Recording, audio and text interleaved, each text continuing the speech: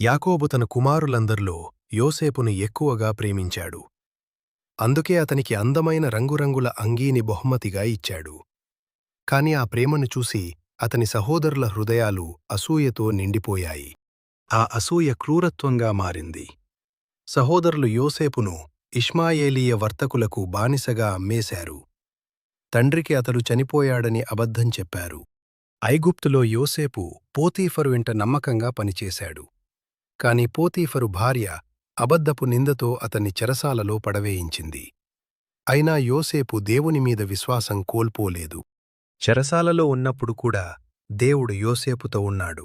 ఫరోరాజుకు వచ్చిన భయంకరమైన కలలను యోసేపు వివరించాడు.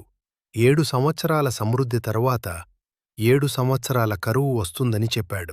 ఫరో యోసేపు జ్ఞానానికి ఆశ్చర్యపడి అతన్ని ఐగుప్తు దేశానికి ద్వితీయ పాలకునిగా నియమించాడు. యోసేపు కరువు కాలానికి ఐగుప్తును సిద్ధం చేసి లెక్కలేనంత ధాన్యాన్ని నిల్వ చేశాడు. కరువు సమయంలో సహోదరులు ఆహారం కోసం ఐగుప్తుకు వచ్చారు. యోసేపు వారిని గుర్తుపట్టాడు, కాని పగ తీర్చుకోలేదు. కన్నీళ్లతో వారిని క్షమించి తన కుటుంబాన్ని మొత్తం ఐగుప్తుకు రప్పించాడు. మనిషి కీడుగా తలపెట్టిన దానిని దేవుడు మేలుగా మార్చగలడు.